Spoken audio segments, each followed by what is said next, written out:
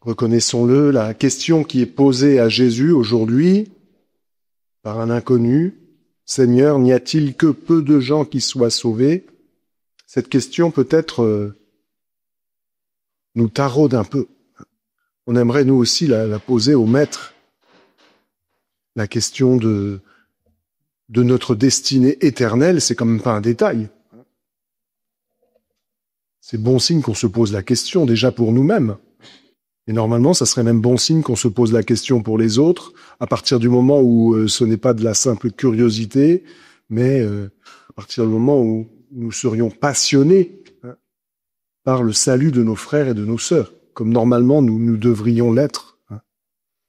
Ça devrait être une question importante. Le but de notre vie, c'est pas seulement d'aller au ciel, mais c'est que beaucoup y aillent avec nous. À quoi me sert d'aimer Dieu si mon prochain ne l'aime pas aussi, disait saint Vincent. Donc nous partageons cet amour du Seigneur lui-même pour toutes ses brebis. Donc c'est bon signe de se poser cette question. Et en même temps, la réponse de Jésus est un peu surprenante, presque une fin de non-recevoir, où il dit peut-être, c'est moi qui traduis, occupez-vous de ce qui vous regarde, quoi. Posez-vous les vraies questions. Occupez-vous de vous-même. Il s'agit de frapper à la porte pour que cette porte nous soit ouverte. Mais il ne s'agit pas d'y frapper seulement à la fin, quand on n'aura plus rien d'autre à faire. Est-ce que nous frappons à cette porte chaque jour? Est-ce que nous avons à cœur d'être avec le Seigneur, de ne pas supporter que cette porte soit un obstacle entre lui et nous? Est-ce qu'aujourd'hui, nous avons envie d'être avec lui? On rencontre parfois des chrétiens, même en se regardant dans la glace, qui disent « Oh bah oui, le ciel, c'est bien, mais le plus tard possible. »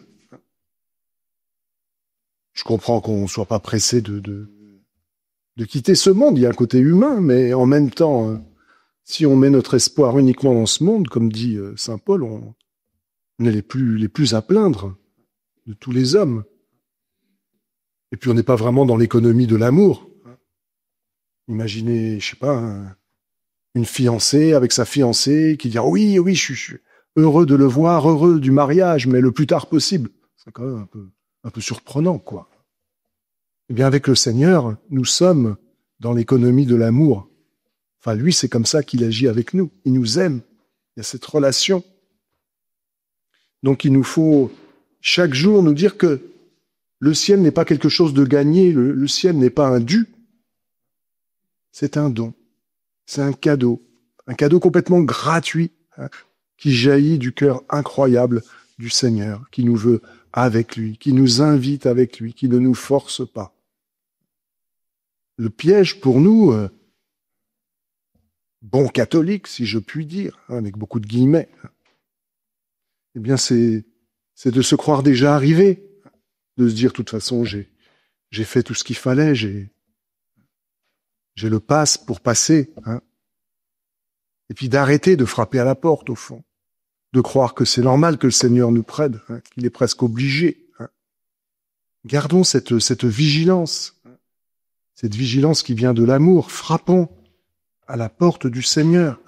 C'est jamais gagné. C'est jamais gagné. Il ne faut pas nous arrêter en chemin. C'est jamais gagné et c'est jamais perdu.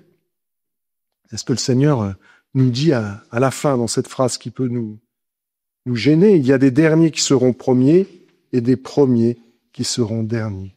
Alors nous, aujourd'hui, vivons bien dans ce temps présent, essayons de tout simplement d'aimer Dieu, d'un amour toujours renouvelé.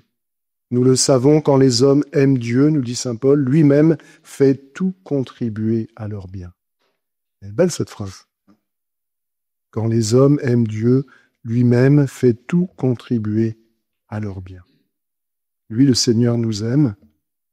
Demandons-lui qu'il nous aide à répondre chaque jour davantage à son amour.